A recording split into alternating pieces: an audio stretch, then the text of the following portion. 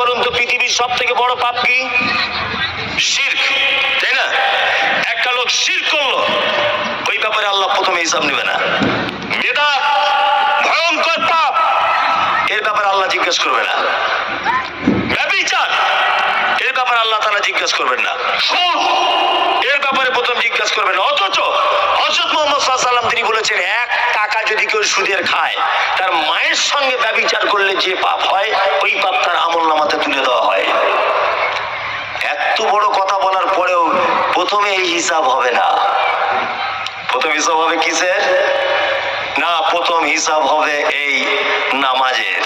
কারণ আল্লাহ সুবহানাহু ওয়া তাআলা কোরআনে বলেন, ইন্নাস সালাতা তানহা আনিল ফাহশাই ওয়াল মুনকার, নিশ্চয়ই নামাজ নামাজিকে মন্দ কাজ ও কথা থেকে দূরে সরিয়ে রাখে।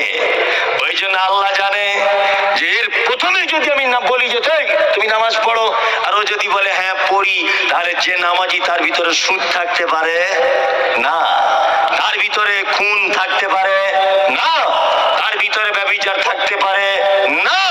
ওই জন্য আল্লাহ সুবহানাহু ওয়া তাআলা বলছেন যে এই যখন নামাজি, তাহলে এর ভিতরে আর কোনো হিসাব নেবার প্রয়োজন নাই। ওই জন্য আল্লাহ সুবহানাহু ওয়া তাআলা জিজ্ঞাসা করে বলছেন যে তোমার সালাতের খবরটা কি বলো, নামাজের খবরটা কি বলো। তবে এখন আবার মানুষ নামাজ পড়ছে অবশ্য, কিন্তু এই নামাজ পড়াটাও এখন ডুপ্লিকেট হয়ে গেছে। আপনাকে আমি দেখাবো, না দেখিয়ে যাব না। তিনি বলছেন কেমন করে?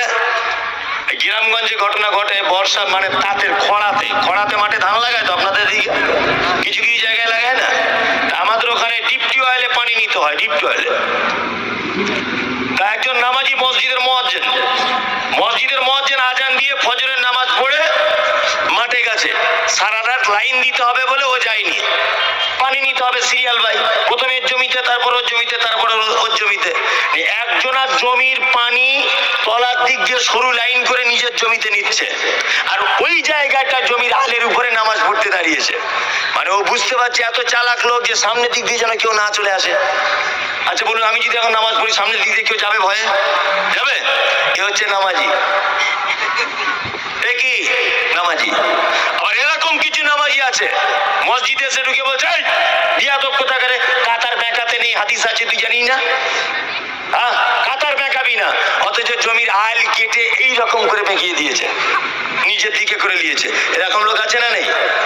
জমির আল বেঁকিয়ে দেওয়ার লোকটা মসজিদে কাতার ঠিক করছে, নামাজ হবে বলে মনে হয়? হ্যাঁ, এরকম লোক দিনাজপুরে নেই, আমাদের দিকে আছে। আপনার দিকে আছে? হ্যাঁ, না আমি বলে মারি খাবো নাকি?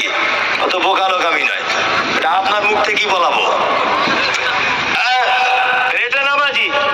এই যে টুপি আমরা পরছি, টুপি এটা একটা ভ্যাগে পরিণত হয়েছে। এই যে দাড়ি রাখা, আমি এটাকে নিয়ে ব্যঙ্গ করছি, আপনি ভাববেন না ব্যঙ্গ করছে। আমার এই জায়গাটা আফসোস যে আপনি দাড়ি যখন রেখেছেন, আপনি টুপি যখন পড়েছেন, অন্তত এর মর্যাদাটা রাখুন।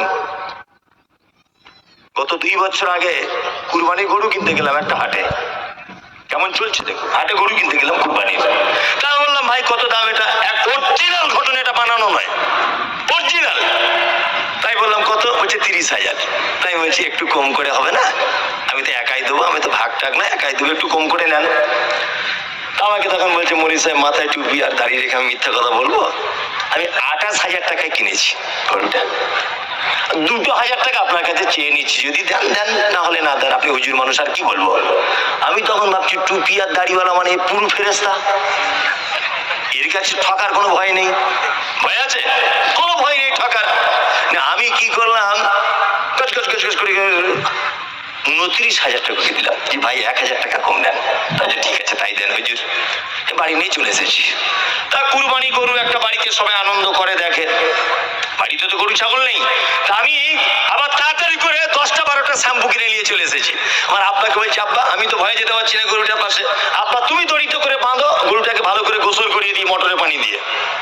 গোসল করাচ্ছি, গায়ে শ্যাম্পু টম্পু দিচ্ছি, শ্যাম্পু দিতে দিতে ন্যাজের দিকে যখন শ্যাম্পু দিয়ে ঘষতে যাচ্ছি, ন্যাজ দেখছি অর্ধেক খুলে আমার হাতে চলে এসছে। এই কি ব্যাপার? দেখানো তোমার হাতটা কে খুলে দেবে? আল্লাহ নিজের ক্ষমতা দেখানোর জন্য এই উপযুক্ত সাজা গ্রহণ করাবে, নিজের ক্ষমতা বোঝাতে গিয়ে। আল্লাহু আকবার, এর নাম জাহান্নাম। জাহান্নাম মানে শুধু আগুন। এই জায়গাটায় যাবে কারা? এই জায়গাটায় কয়েকটা লোক চলে যাবে, তার মধ্যে এক আল্লাহ পবিত্র কোরআনে বলেন, মা সালাকাকুম ফি সাকার ক্বালু লাম নাকু মিনাল মুসাল্লিন। অবশ্যই যারা একজন জান্নাতি একজন জাহান্নামীকে ডেকে বলবে, ভাই পাশাপাশি বসে মমতাজুল সাহেবের জলসা শুনেছিলাম, আমি আজকে জান্নাতে, তুমি কেন জাহান্নামে? সে তখন বলবে, ক্বালু লাম নাকু মিনাল মুসাল্লিন, শুধুমাত্র আমি নামাজ সালাত আদায় করিনি তাই আমি জাহান্নামে চলে এসেছি। তার মানে বোঝা গেল যারা সালাত আদায় করে না, যারা নামাজ পড়ে না, এদের থাকার জায়গা কোথায়? জাহান্নাম। এটা আমরা সবাই জানি, বাচ্চা ছেলেরাও জানে, কিন্তু নামাজ পড়ে না। আমাদের সমাজে 3 রকমের নামাজি দেখতে পাওয়া যায়, 3 রকমের। এক, শুক্রবারে শুক্রবারে পড়ে। আপনাদের দিনাজপুরে নেই, আমাদের ওদিকে আছে। আপনাদের ওদিকেও আছে। কিছু লোক 5 ওয়াক্ত পড়ে না, শুক্রবারে পড়ে পড়ে না। কিছু লোক আছে শুক্রবারের নামাজি, কিছু লোক আছে জোহরে পড়ে, মাগরিবে পড়ে না, এশায় পড়ে, ফজরে পড়ে না, এরকম লোক আছে। আর কিছু লোক আছে মোটেই পড়ে না। আর একটা কোয়ালিটির লোক আছে, ও জানাজার পরে আর ঈদের পরে। এই সমস্ত লোকদের দেখলে আমার মাথায় খুন চেপে যায়। যদি বলছে আপনার মাথায় খুন চাপবে কেন? আমি নামাজ পড়ি না পড়ি, আপনার বাপের কি? আপনার মাথায় খুন চাপলে কেন? কত বড় অসভ্য দেখুন। আত্মীয় মারা গেছে, জানাজা পড়তে গেছে, জোহরের সময়, জোহরের পরে জানাজার নামাজ হবে, ও গিয়ে মসজিদের সাইডে দাঁড়িয়ে আছে, জোহরের নামাজ পড়লো না। অথচ ও দেখছে আবার জানাজায় প্রথম কাতারে গিয়ে দাঁড়িয়ে আছে। এরকম লোক আছে না নেই? হ্যাঁ, মানে একটা কথা আছে না যে মায়ের খাওয়া হয় না, খালার হাত ধরে টানাটানি, একটা কথা আছে আমাদের ওখানকার ভাষাতে। জোহরের নামাজটা ওর জন্য ফরজ, ও ওটা পড়ে না। আর জানাজার বেলাতে দেখছি প্রথম কাতারে। এত অসভ্য সমাজে কিছু লোক রয়েছে। আমাকে গত পরশুদিন এক জায়গায় প্রোগ্রাম করতে গেলাম, তো আমি বললাম আসসালামু আলাইকুম। ওয়ালাইকুম আসসালাম। হাতে হাতটা দেন। বুঝি না, হুজুর হাত দেবেন না। কেন হাত দেবেন না কেন? আপনি আমার সঙ্গে মুসাফাটা করুন। বুঝি না, অসুবিধা আছে। কি অসুবিধা? ওই যে এই মাঠে গিয়েছিলাম, দাঁড়িয়ে দাঁড়িয়ে পেচ্ছাপ করে দিয়েছি, পানি নিইনি, ওই জন্য আপনার হাতে হাত দেবো, একটা পবিত্র হাতে, আমার অপবিত্র হাত লেগে যাবে। মনে মনে ভাবছি যে তোমার মতো গয়াকার ধয়াকার পৃথিবীতে আর কেউ আছে? নামাজটা না নাই বা পড়লে অন্তত পেচ্ছাপ করে পানিটা নাও। ছি ছি ছি ছি। অনেক মানুষ এরকম আছে না বাজারে? আছে। এখন আমরা সবাইকেই কম বেশি নামাজি বলি না? যারা জোহর পড়ছে, মাগরিব পড়ছে, এশা পড়ছে না, ফজর পড়ছে না, আমরা নামাজি বলি কি বলি না? বলি। এরা নামাজি না। আদৌ নামাজি কি না এটা জানার দরকার আছে না নেই? আছে। আপনাকে একটা জিনিস বলি, আচ্ছা মাধ্যমিকে 5টা সাবজেক্টে পরীক্ষা হচ্ছে, ধরে না 5টা সাবজেক্টে মাধ্যমিকে পরীক্ষা হচ্ছে। একটা ছাত্র 4টে সাবজেক্টে 100 করে পেয়েছে। ওই একজন মাস্টারমশাই আছে। মাস্টারমশাই আপনি বলবেন তো, মাধ্যমিকে 5টা সাবজেক্টে পরীক্ষা হচ্ছে, ধরে নিন বোঝানোর জন্য, একটা ছেলে 4টেতে 100 করে নাম্বার পেয়েছে, আর একটাতে 0 বলুন তো পাস না ফেল? কথা বলুন, ফেল। ও পাস নয়।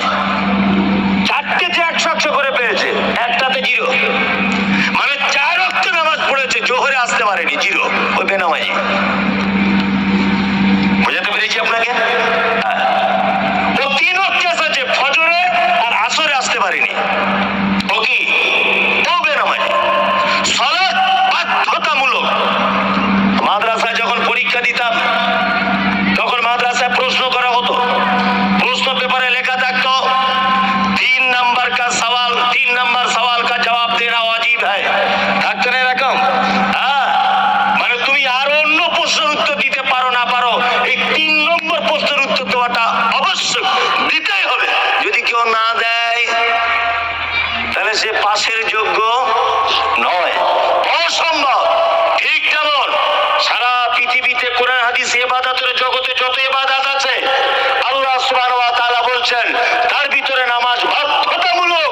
এটা করতে ছাড়া একজন মুসলমান জান্নাত যেতে পারে না। এটার অবস্থা কেমন জানেন? আপনাকে বলছি, আমি মমতাজুল ইসলাম, আমি এবার ভাবছি যে আর্মিতে চান্স লাগাবো। আমার বাপের কোটি কোটি কোটি কোটি টাকা, খুব টাকার মালিক আমার বাপ। আমি কিন্তু শিক্ষিত খুব বেশি। আপনি ভাববেন না যে আমি লেখাপড়া জানি না, বোঝানোর জন্য বলছি, এতও কিছু জানি না। তা আমি লেখাপড়া অনেক জানি, আমার বাপের টাকা অনেক আছে, আমি আর্মিতে চান্স লাগাবো। ভালো করে বুঝবেন। তা আমি গেছি ফর্ম টর্ম সবকিছু জমা দিতে, সবকিছু রেডি। শিক্ষাতেও ভালো, আমার দেখতেও খুব ভালো, মাথার চুলও ভালো, শরীরে কোথাও কোনো দাগ নেই, কোথাও অপারেশন নেই, কোথাও কোনো খুঁত নেই, আমার সবকিছুই ওকে। কিন্তু আমাকে অফিসার জিজ্ঞেস করছে হাইট কত? হলো আমার হাইট 3.5 ফুট। আচ্ছা বলুন তো, আমি আর্মিতে জীবনে চান্স পাবো? আমার 3.5 ফুট আমার হাইট, সব আমার আছে, শুধু হাইটটাই আমার কম, বাকি সব ভালো আছে। হবে চাকরি? হবে? হবে না। আর্মির মেন যেটা পরীক্ষা, আপনার হাইটটা দেখা লাগবে। যতই আপনার টাকা পয়সা, আপনি যতই এমএলএ এমপির বেটা হন, যতই আপনি রূপ সুন্দরী হন, আপনার মেন হাইট হতে হবে। আর্মির মেন চাকরির শর্ত কি? আপনি লম্বা কতটা, এটা, তাই না? আপনার জাকাত আছে, ভালো করে বুঝবেন, আপনার দান আছে, আপনার সাদকা আছে, আপনার ভালো ব্যবহার আছে, আত্মীয়তার সম্পর্ক চিহ্ন আছে, সমস্ত ভালো কাজ আপনার আছে, একটাও ভালো কাজ বাকি নেই। শুধুমাত্র নামাজ পড়ছেন, ওই আর্মিতে চাকরি পাবার মতো অবস্থা। কি বলছি বুঝতে পারছেন না? সব আছে, আত্মীয়তার সঙ্গে ভালো ব্যবহার করেন, আপনি রোজা রাখেন, সব করেন, শুধুমাত্র নামাজটা পড়েন। আবার কিছু লোক এরকম বলছে না, বলি সাহেব নামাই না পড়তে পারি, আমার কিন্তু ইমান চাঙ্গা আছে, বুঝতে পারছেন? আরো বদমাইশ, আরো বদমাইশ। আল্লাহু আকবার। আপনাকে আর একটা জিনিস আমি দেখাই। আল্লাহ নবী সাল্লাল্লাহু আলাইহি ওয়াসাল্লাম বলছেন,